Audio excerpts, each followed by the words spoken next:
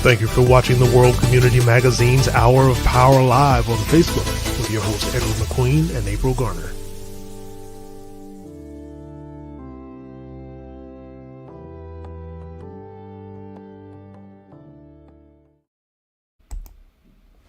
Oh, good evening. Good evening.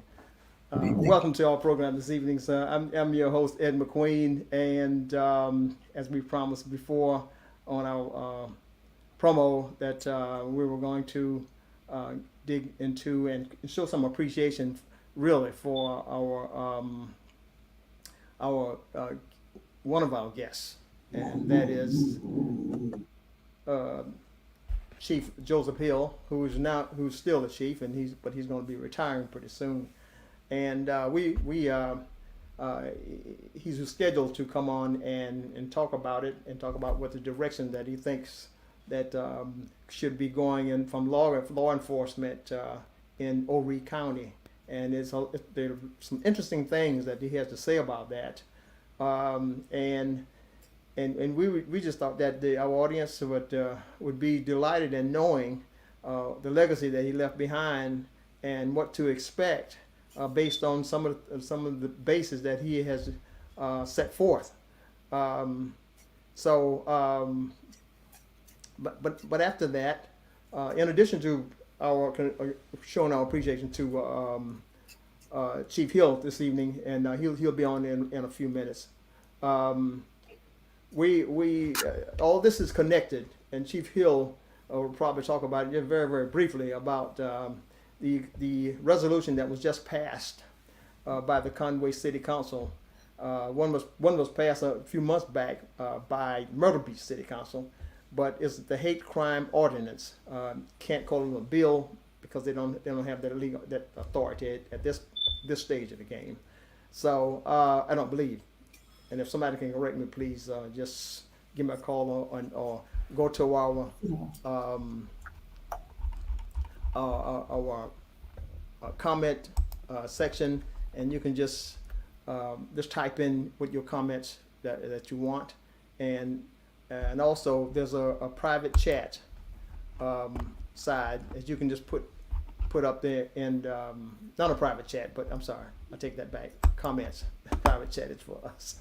And just send your comments in, and we'll just move on from there, and hopefully the chief will be with us at a time. I understand he's probably have some technical difficulties right now with getting in, but at the same time, again, as promoted, we wanted to talk to some of the victims. Like I said earlier, is all this stuff is connected, and Chief Hill has something to did address the issue of hate crime in Horry County. And if you all can remember, I think it was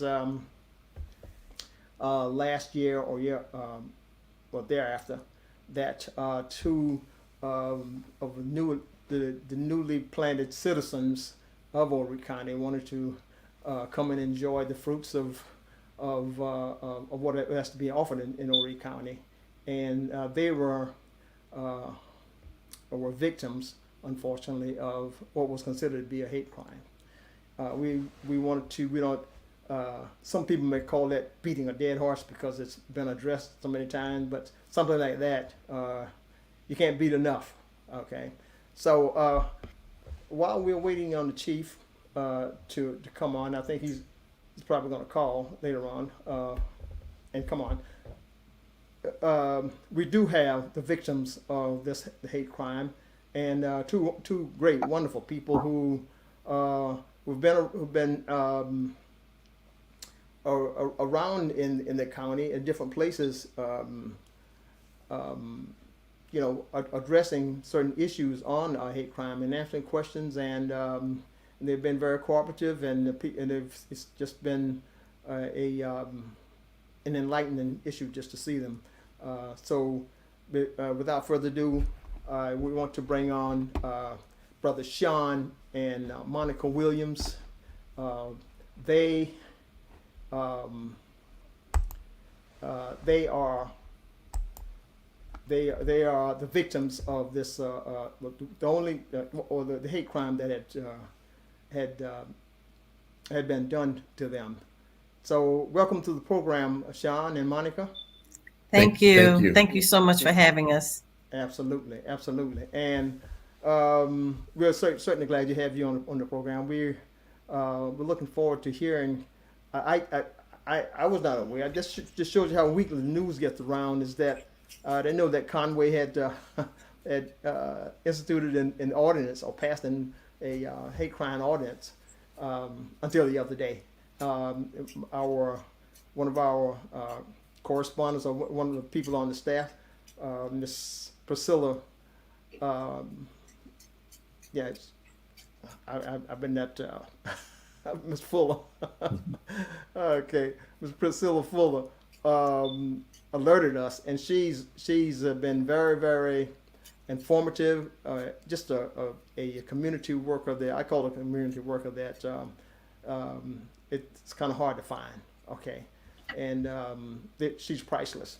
So, and she's alerted us of that, and so we a little background on this is that we subsequently got in contact with you all and started communicating to find out if you all would be available, and you wanted to shed some highlights on the ordinance that was passed. I was not at the courthouse at the time, but we want to thank you for coming on to really tell what it was. So without further ado, and now if you want to give a little background on yourselves as to how this thing happened. As long ago as it happened, everybody should be attuned as to all that stuff. But believe it or not, communication is not the best. Okay, and that's the vacuum that we're trying to fill. And we think that our community needs to know exactly what do you think of the ordinance, and if you want to go back a little further, just elaborate on what entails of the hate crime. So I'll leave it to you, Mr. Sean or Monica. Okay. Yeah. Thank you. Thank you. And Yes, sir. again, my name is Sean Williams, and of course, my wife Monica, as you had already introduced us. Then, Right. just not to gloss over, but in a very succinct manner. Back in 2021, we decided to purchase what we considered to be our retirement home there in Conway. And we love the area. I mean, it's close enough to the beach for us. I mean, it's been absolutely wonderful. But it was not until the week of Thanksgiving of 2023 that our neighbor decided to burn a cross about 6 feet away from our fence directly at us. Now, during that time, our entire family was there visiting from California, visiting from Pennsylvania, as well as North and South Carolina. And we were all at the house enjoying ourselves. And one of the neighbors from across the street came over to pay us a visit, to say hi and well wish us. And while they were walking over, they noticed something burning, and they turned and looked and couldn't believe their eyes, just like we could not believe our eyes as to what was really happening. Something that you would have only read or have seen depicted in movies or on television, an actual cross that was literally burning. And I was just taken aback that this was actually happening. It was just so surreal, just couldn't believe that this was actually happening here in 2023 when it occurred. Fast forward, we have been involved with law enforcement and with local community leaders, and have galvanized to come together in support of bringing justice and illumination to this particular matter. Again, Conway, like Myrtle Beach, is one of the fastest growing places in the state of South Carolina, and it's no longer just a destination for tourism. It's a place that people are now calling home. And we wanted to be one of those community members who actually wanted to call it home in the next couple of years. So it was a couple of weeks ago that the city of Conway City Council actually passed the hate crime ordinance, again, because the state of South Carolina does not have a hate crime law in the books. And as a side note, the state of Wyoming also does not have a hate crime law on the books. So therefore, the culprits who perpetrated the crime were only charged with a misdemeanor and were released. So at this time, we just want to bring attention to this. I mean, just keeping in mind that 9 years ago in South Carolina, you know, what happened at Mother Emanuel when 9 parishioners were murdered by white supremacists. You know, hate has no place in any shape, size, or form. And it's unfortunate that we are where we are today with this entire matter, but we remain optimistic and positive that a brighter day is coming and justice will be served, where the people that are visiting Horry County or living in Horry County will understand that they're lawmakers, decision makers, and all the way up to the state, to the governor's office, to understand that hate in any form is not tolerated. And we just want the community to know that this could be a much better place, much, much more better place when we start exercising love over hate. Absolutely. And, that's well spoken, and I certainly appreciate that. I recall that you all were also the guest of Ms. Cookie Goins at the Color Museum, or Color School Museum in Myrtle Beach, and the elaboration of you all's speech and question and answering session went very, very well. It was just massive participation there that anybody would be impressed upon, and you all just you lit the house up. It was just not just telling what you all had the ordeal of your situation, but your elaboration on where you think we should go from here and stuff like that, and you answered all the questions quite well. I'm refraining from showing photos of that session because sometimes you need permission, people's permission to start showing their photos. So I thought I would refrain from that. But Monica, you were you? I don't. These kind of questions probably were never asked of you, But I know you all said previously that it was a little bit of fear in this. Just seeing something like that. Who wouldn't be fearful?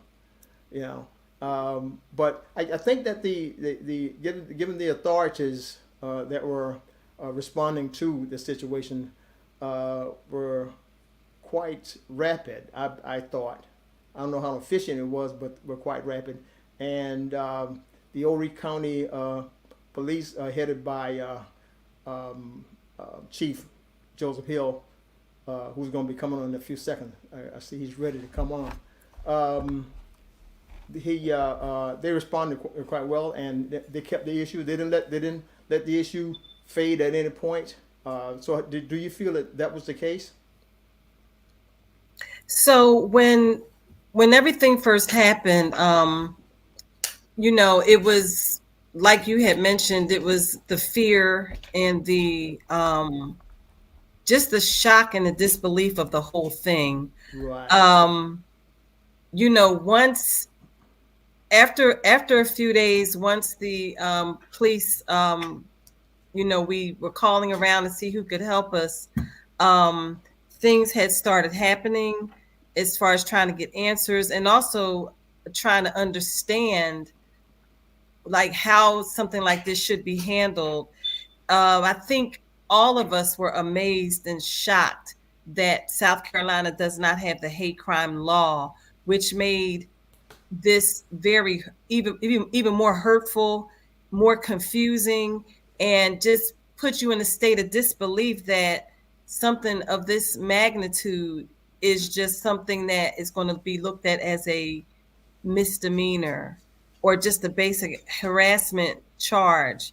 So that part right there, I think really took us in a whole nother direction as far as being fearful.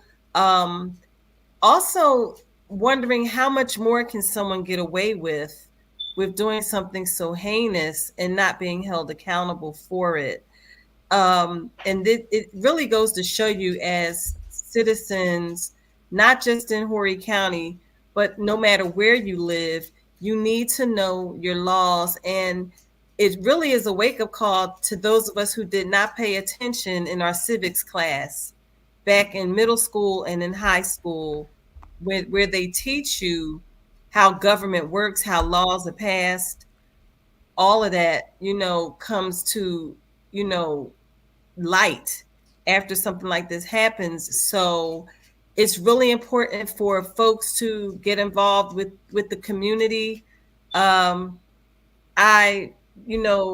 belong to a group, a Conway neighborhood group. I've been belonging to it probably for the past 3 years or so before this even happened.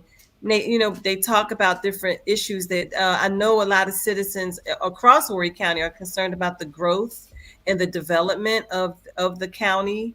And I know growing pains are hard, but one thing I noticed when we have those conversations on that forum is a lot of people do not understand how government works. They just want things done. And I'm like, you got to go to your city council meetings. You have to go to your county and state level meetings. You can't, it's the three folks my pastor used to talk about. The folks that, watch it happen, the people that make it happen, and then those who ask what happened.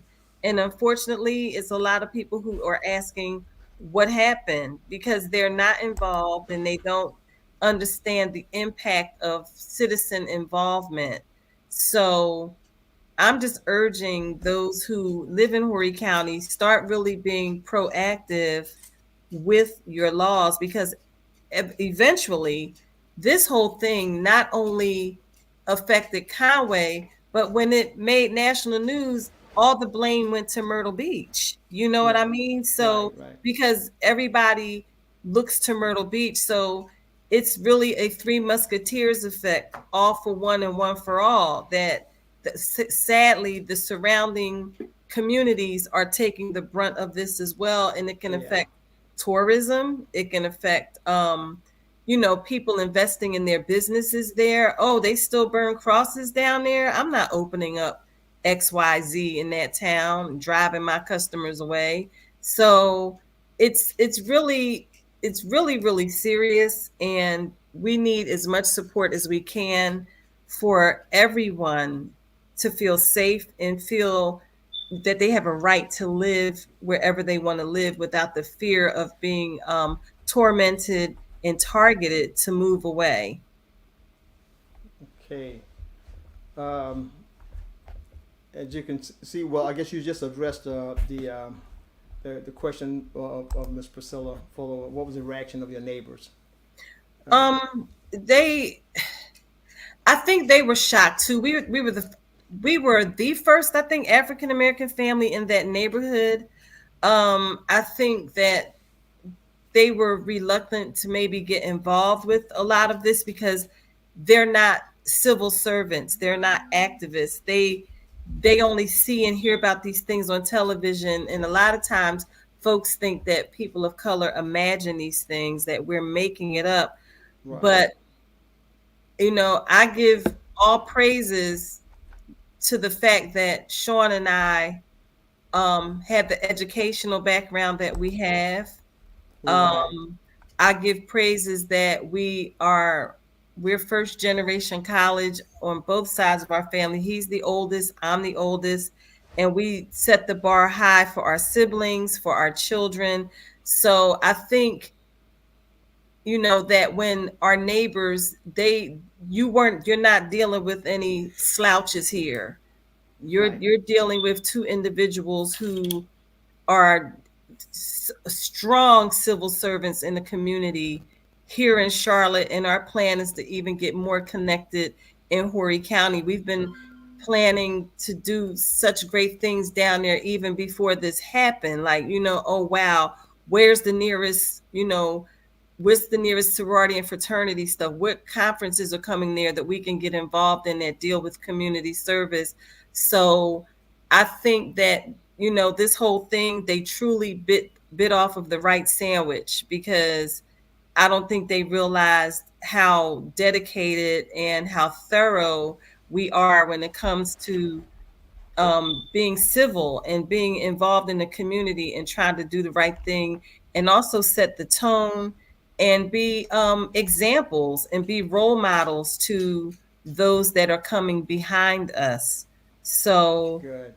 our neighbors, I think, I don't think they want this in their neighborhood. It's a bad look. It makes them look bad. So hopefully, we can still have their support. Some of them have been super supportive, and that we can move on and this not happen to anyone else. I do want to add the chief of police at some point. I see that where he's there, but I can't see his photo. I can't see him. Let me just check. No, not yet. Okay. But anyway, the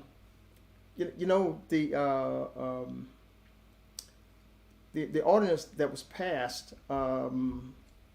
Was that? I know an ordinance is not as strong as a bill. A bill. But like I said earlier, I think that's the maximum. That's the max that can do at that level of government. I think. Do you all agree with me? And I'm not trying to. Yes. Yeah, in that government. Okay. Mm-hmm. I think if they could pass a bill, I think everybody could benefit. If they could pass a bill, I think they would have. Yeah. Ultimately, what we're seeking also, not only justice for me and my family, but justice for the citizens of South Carolina as a whole. Because Right. again, it's a shame that the most that was done thus far with regards to what happened at Mother Emanuel was the symbolic removal of the Confederate flag from the State House, to my knowledge. So again, people who are in leadership positions in the state must understand that, even though you support your ideas, your concerns may be one-sided, but when you sit in a chair of authority, in a position of the legislator or even a governor, you have a responsibility to all of your citizens and not just some of your citizens, regardless of how they go. Because it's only fair that laws be passed to benefit your community and supporting your community. Just like Monica said, even from an economic standpoint, that could be the difference in a Fortune 500 company moving into the area or not moving into the area, which could bring jobs and help drive the economy outside of the tourism. So again, it's just a much bigger picture than what you actually see in front of you. Yeah. Okay. So the ordinance is, how long does that last? By the way, I don't know the intricacies of ordinances, and I don't I'm not sure how long it's going to be in place. We're hoping that lessons learned, that they will keep it in effect, and we're hoping and praying that the counties work together to try to get the law passed on the state level. Oh, okay. So there's a next step to this. You're saying, I mean, for state level. Yes, as we continue to move towards justice, not only for us, but for the state of South Carolina, to be another voice in the fight to moving the state of South Carolina towards passing a hate crime law for all of their citizens within the state of South Carolina, even for those who are visiting the state of South Carolina. But you have to understand, if it doesn't happen to you, it's going to happen to someone you may know, a family member, a friend, a loved one. So again, hate in any form, again, is unacceptable. And we have to learn that to not only love one another, but just have decency and a bit of humanity towards one another. Everyone deserves to live in peace and to live in the community of their choice without the fear of a hate crime in any form that's being perpetrated, regardless of your situation. Hey, so how have you all been out of the state, talking about whatever? You're in Charlotte now, right? I mean, Yes. So are you coming back to be citizens of Horry County? I mean, or is that fact you never left? Well, that's our plan. Again, our original plan was to relocate to Horry County upon retirement. So this was the first step. Right. First step was purchasing the property and then preparing the property for our move in the next year or so. If things go the direction in which we would like it to go. But again, we believe that we did not choose this fight. This fight chose us, and we just want everyone to know that we need all of the support that we can garner in an effort to move our state towards doing the right thing for all of its citizens. So no matter where you sit, where you stand within the community, it's only right that we come together. And so far, people like Mrs. Goings and other members of the community, and even Chief Hill, have been absolutely wonderful in their support of us going through this ordeal. And again, we've also met with some state legislators in support also. So again, it's not just on a local level, it's on a state level that people are genuinely interested in moving this forward and bringing South Carolina into 2024, 2025 on the right foot. Wow. We're still, I see.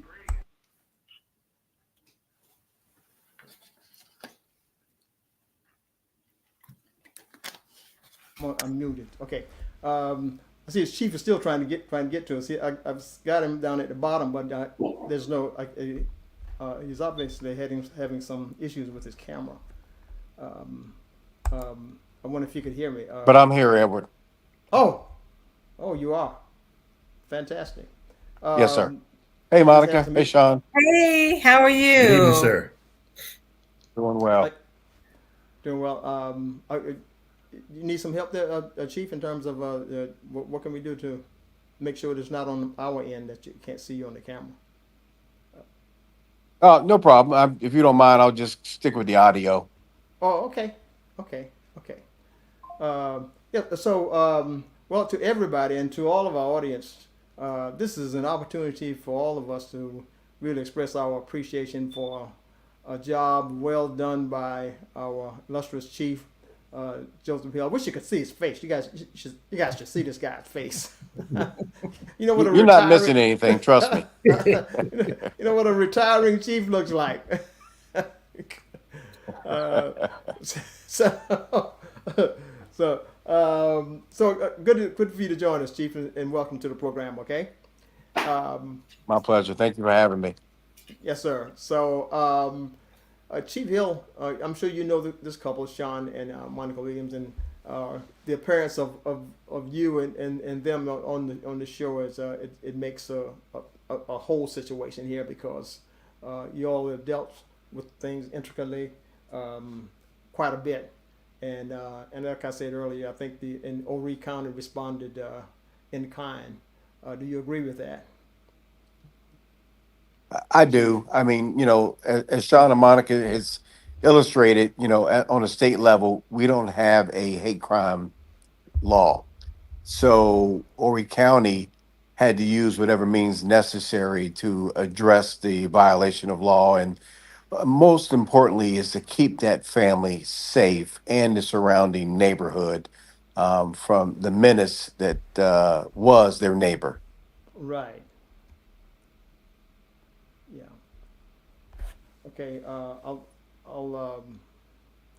continue to say we certainly appreciate your tenure here in Horry County, and glad you came on the program for everybody to express their appreciation of a job well done, your leadership. As and what the legacy that you're leaving, I understand. Do you mind talking a little bit about that, Chief? In terms of some of the things that you left as a basis for Horry County to move forward in terms of law enforcement. Yeah, absolutely. So, 8 years ago when I got here, eight Has plus it been years 8? ago, Horry County was a mess. It's been 8 years, sir. Oh Absolutely. man. 2016, Oh, 15. oh man.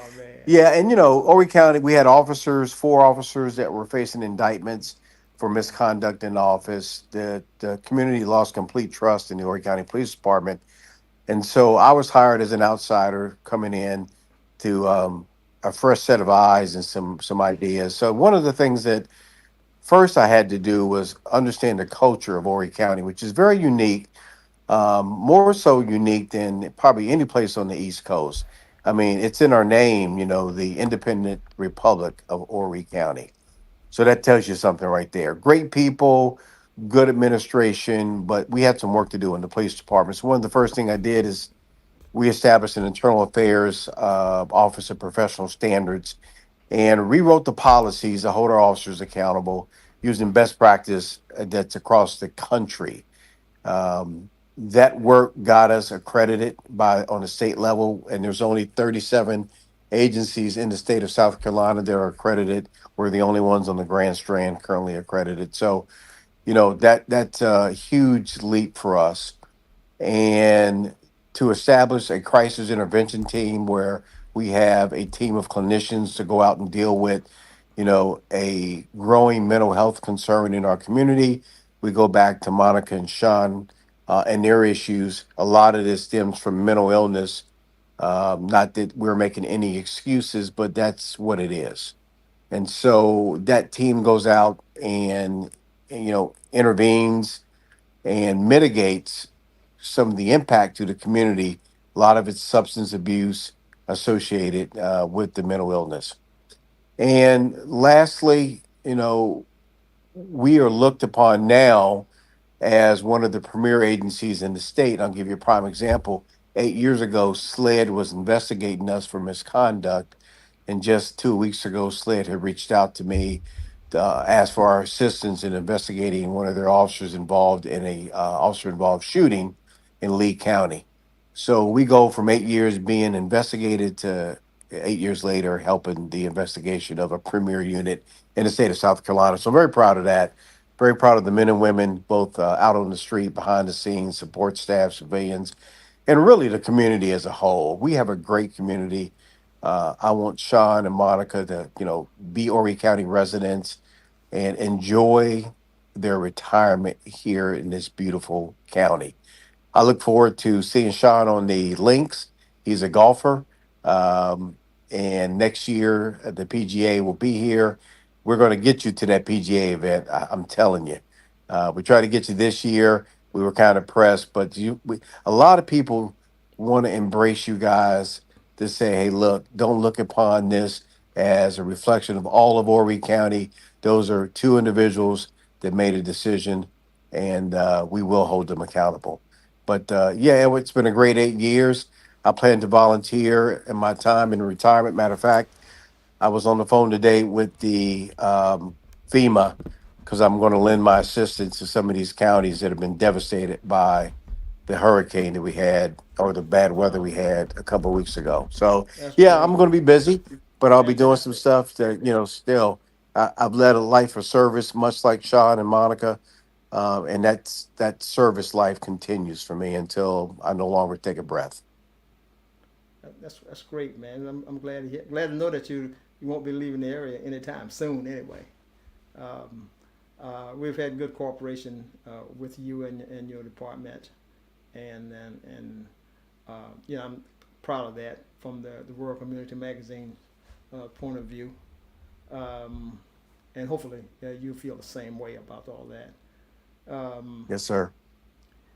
Could do these what kind of direction do you think that and what kind of improvements? I know you've done a lot. You're leaving a good legacy, but improvement is the biggest room in the world. Room for improvement. So, what do you see next for Horry County that you would like to see implemented? One of the things I'd ask is do you have adequate number of police? Are you understaffed, or are you just about at right at where you all can function and implement things with the resources that you have in terms of human resources? Yeah, so, you know, if you ask any chief or sheriff across the country, they're always going to tell you they could use more people. We're a growing community. We are well over 400,000 full-time residents, 17 million visitors a year. We're right at about 400 officers and staff. So with the 5th precinct opening up, hopefully within the next 9 months over in Carolina Forest, that's going to cut our response times dramatically because we're going to have officers stationed in the Carolina Forest area, also along 90 and International Drive. And we're already talking about a 6th precinct.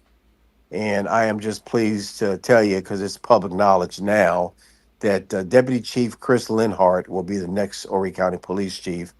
And I get the honor of swearing him in on Thursday. Good man. He leads with integrity. He's going to take us further than I've taken the Horry County Police Department.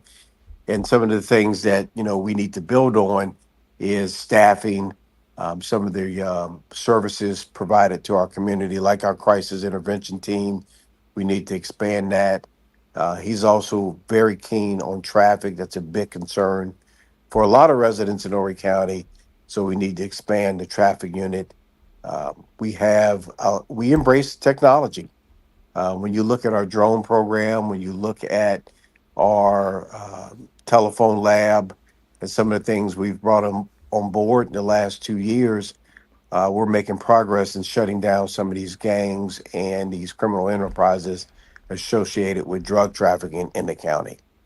So, yeah, that's the vision for the future, is the expansion of services and continue to build on that community trust, because it's fragile.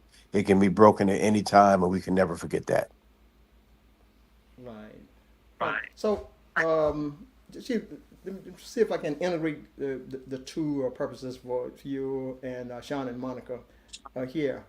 What kind of collaboration and that you think could take place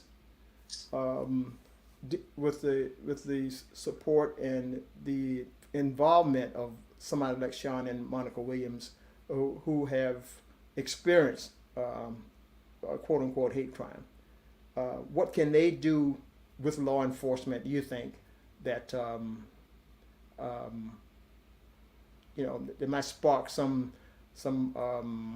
new, if not law, a new notoriety on a spotlight on this situation of hate crime?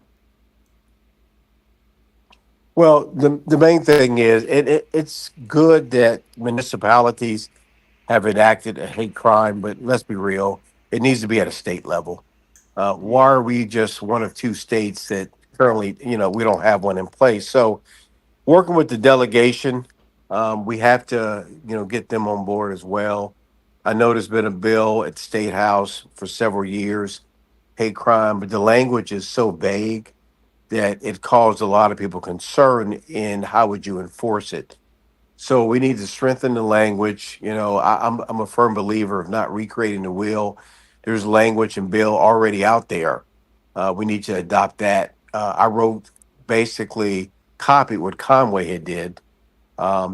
because we need to be consistent across the Grand Strand, and presented it to our legal team, and that has not moved to council as of yet. But if you've got strong bill language already somewhere in the states, just adopt that and run that to the state house for them to review and approve.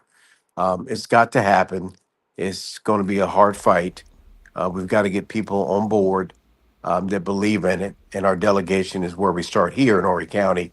But it's just not Horry County. You're talking about the whole state of South Carolina. So a lot of work still needs to be done to get this across the home plate.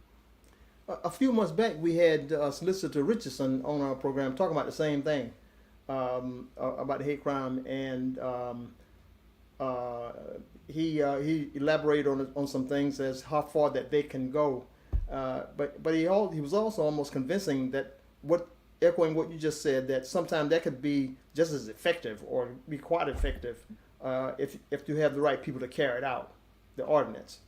And I think this was right after Myrtle Beach had issued an ordinance. Kudos to him. I think he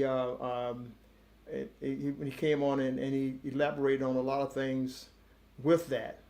And he also echoed some consequences of what the perpetrators had to go through, and what they I don't know where they stand now, but do you think that was adequate? The penalty that they paid. Well, it was what was allowable under current laws. Yeah. Whether it was adequate or not, I think if you talk to different people, if you talk to Sean and Monica, they're going to tell you no. Most people would tell you no. But you're up against the wall here because that's all we had to work with. And what we did beyond that was introduce some mental health counseling to those individuals so that we don't have a repeat of what occurred. And I don't know what the status is over the last 4 months. I think they are still out of the house. The house is still vacant. Sean or Monica, you could elaborate on that. But that was the goal, is to relieve that community of this nuisance. And then we can figure out the rest of this later. All right. So we're thank you, Chief Hill. We've been really torn as far as knowing that they can come back this spring. We did have the injunction, and you, Chief, can correct me if I'm wrong, but it kind of made history because it was the first time this type of injunction was used in this manner. Typically, it's saved for drug dealing, violent crimes, also prostitution and things of that nature. So to use it for harassment due to a cross burning kind of made local history. And it really set the tone and set the precedence that this type of behavior will not be tolerated. So the injunction is only good for a year, so they can come back this spring. And that is a major concern for us. It's major. They can come back into their own house? Right. So they will be our neighbors again this spring. Wow. If they decide to come back to the house, that is very triggering for us. It makes us feel disrespected, and it makes us feel that it's just a slap, like, you can continue to do these things and know that the punishment will be limited. But I want to say that for me as a teacher, as an educator, and I've talked about this before on these platforms, that when you see someone behave this way, it is really a result of how they were parented. And I will continue to say that. I see it all the time. And it comes from, a lot of it is a lack of exposure to other cultures, to diversity, to getting out of your comfort zone, to learning more about what surrounds you and what's around you, and that there's more to life than just I live in Charlotte now, and I tell my students that all the time. There's more to the world than just Charlotte. I'm from Philadelphia. When Sean and I, excuse me, go home to visit, it's those same people who are doing the same thing. They haven't left Philly. They're there. And I'm like, you guys, come on down, see what it's like down here. Come hang out. And so a lot of folks who are not exposed or haven't been anywhere. And I think that that's why we are where we are.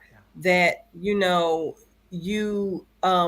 the parenting went awry some kind of way. And that's just my professional opinion as a parenting coach and as a teacher, as an educator for almost 30 years, that's what, this is the result. And, we've got to do a better job with these young people, showing them that, how to get involved in their community in a positive way, how to fight for change in a positive way, and also be respectful of those who we can agree to disagree. Like me, you may not believe what I believe, but that doesn't give you the right to cause me harm, or it doesn't give me right to cause you harm. We can respectfully go our ways and, and move on. So, it really was an act that it hurt a lot of people.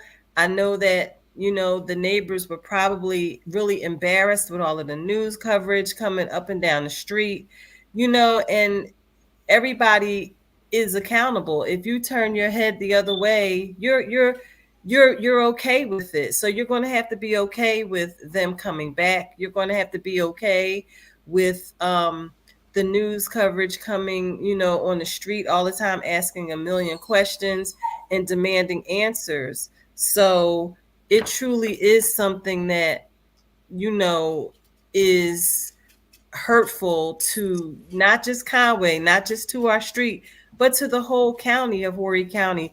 And I would like to see something passed on the county level with this. I know that certain parts of Conway are out of the city limits.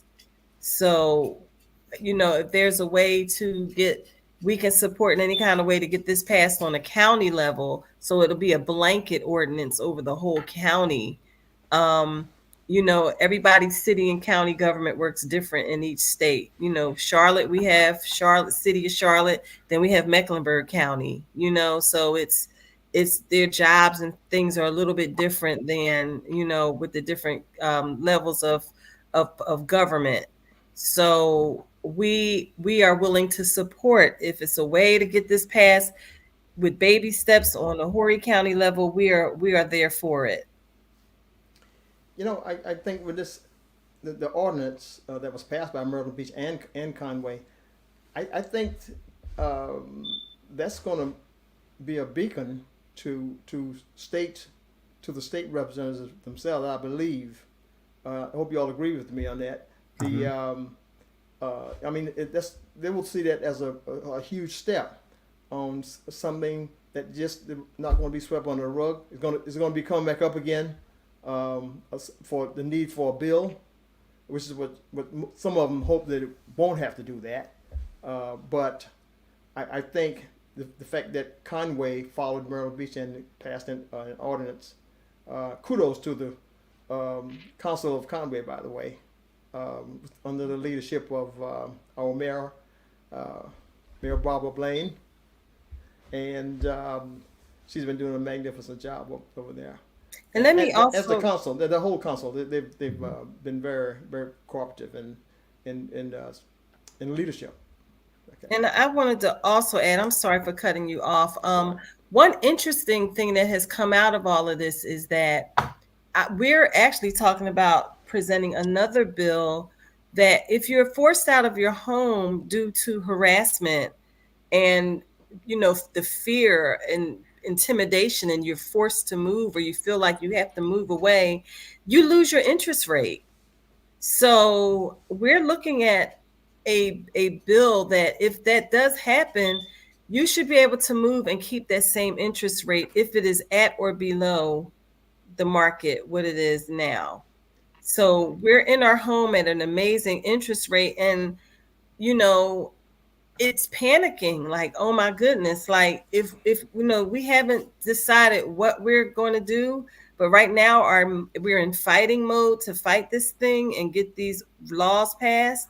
So we're like, if we roll out of this home, we lose this low interest rate, and we're going to be back up to 7-8%. So it's scary that this is not that it should be something in place where this does not happen to the next person. Yeah. Did you want to say something? So you don't say something, Brother Sean? No. I was just agreeing. That's right. Yeah, I was just agreeing. But to Monica's point, I mean, as I said previously, it affects it. What transpired in the grand scheme of things was a pebble dropped in water, and now we're dealing with the ripple effects and everything that comes along with that. So, as she said, it not only deals with our mental, our spirit, but it also affects the economics of our situation and others around the community. Because there, potentially you could have the value of your community may decrease because this is what's being accepted within your community. But I am cautiously optimistic that the state will have an opportunity again to move forward and to realize that every citizen in the state of South Carolina is important, that every citizen deserves a right to live where they want to live and to be able to live in peace, and all to come together if necessary for a common cause. And the good is for the purpose of ensuring that, we're safe, our neighbors are safe, and if there are consequences, I mean, if there is an incident or a hate crime perpetrated in whatever form, that there are laws on the books, and that as a result of those laws being on the books, then you may think twice about actually putting yourself in that position by perpetrating various types of hate crime in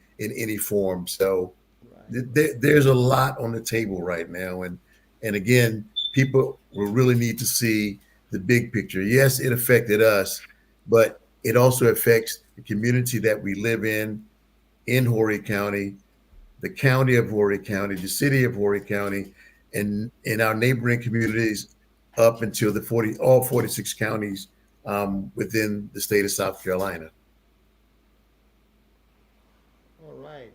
See, you know your civics quite well. Naming on all the counties, all the number of counties in South Carolina. He's from Orangeburg originally. Yeah, it's Orangeburg. That's good. Well, you're there with the.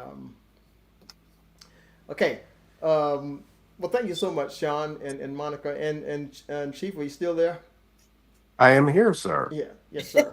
I really want to take this time again to say how much we appreciate.